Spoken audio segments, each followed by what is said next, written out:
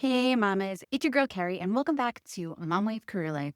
This is your Monday Mindset Reset, your weekly reminder to slow down, refocus, and step into your week with intention. Because let's be honest, our brains don't always get the memo when our workday ends.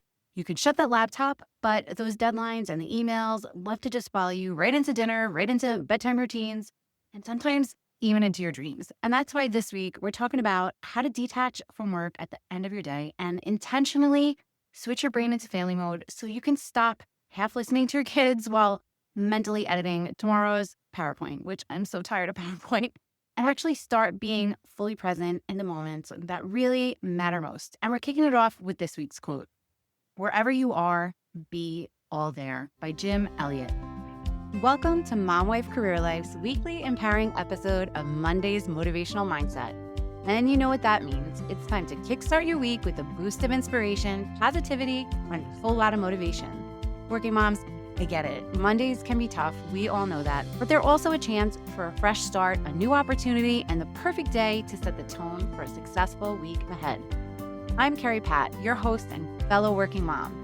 Every week, I'll be sharing a motivational quote and we'll break it down, share stories, and uncover the wisdom it holds for our unique journey as working moms. So whether you're getting ready for work, making those school lunches, or just enjoying a quiet moment alone, let's dive into this week's dose of motivation. Let's make this Monday count. This week's quote is by Jim Elliot: "Wherever you are, be all there." Such a short sentence, but it hits really hard because as working moms, this is the reminder that we all need. Because let's be real, our brains are like browser windows. We have a dozen tabs open: work deadlines, sports schedules, dinner plans, laundry you forgot to put in the washer, and now it's starting to get that musty odor.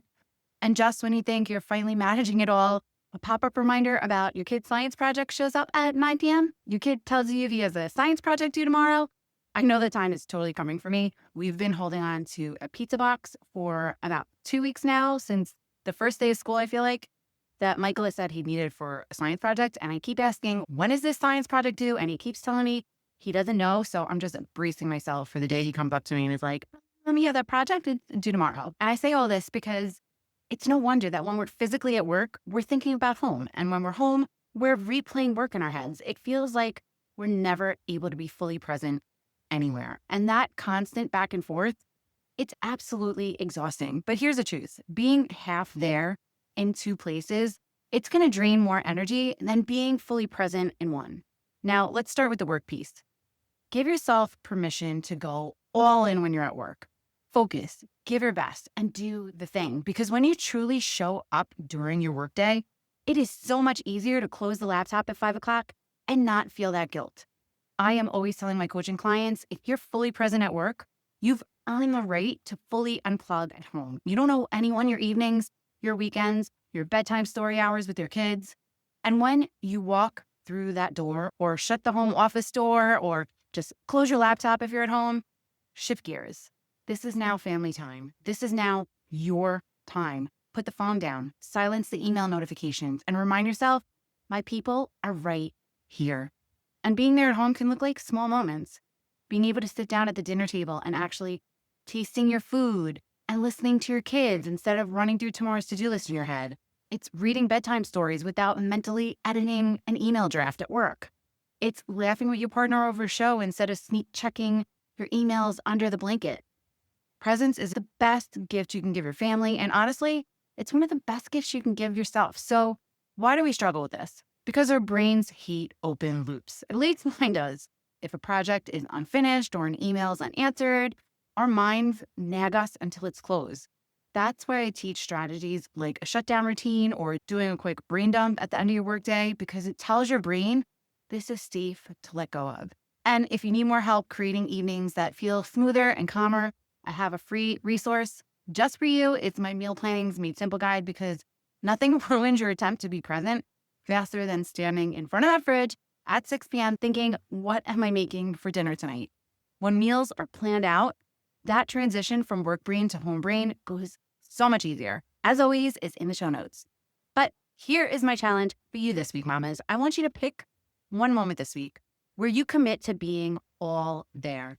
It might be family dinner. It might be Saturday pancakes. It might be 5 minutes of intentional connection before bedtime, whatever you choose, give it your full attention. No half scrolling, no half listening, no half anything. All in. And notice how it feels when you're all in. Notice how much calmer you feel when you're not split in two different places. And here's the beautiful part. When you practice presence, you're modeling it for your kids. You're showing them that being all there matters than being everywhere. So remember this week's quote: wherever you are, be all there. Be there at work so you can lead in peace. Be all there at home so you can love fully, you can live, you can be happy, you can have joy. And be all there for yourself, because you deserve moments for yourself where your brain isn't scattered. And make sure you come back tomorrow, where I'm sharing my tips to help you disconnect from work at the end of the day. So if you don't already follow the show, make sure to hit the follow button so you never miss another episode. Sending you so much love and light. Until next time on Mom Wife Career Life with Carrie Pat. Before you go, if you found this podcast helpful, I would be so grateful if you would take a minute, go on over to iTunes and leave me a review. If you have other stressed out mamas in your life that you feel this podcast could help, take a screenshot of this episode, post it on your Instagram stories and tag me, and let them know that they are not alone and they can create balance in their life too. If there's a topic you'd like me to cover or you just want to connect, DM me on Instagram at mom.wife.career.life, or come on over and hang out in our free Facebook community, Work-Life Balance for Working Moms. Sending you so much love and light until next time on Mom Wife Career Life with Carrie Pat.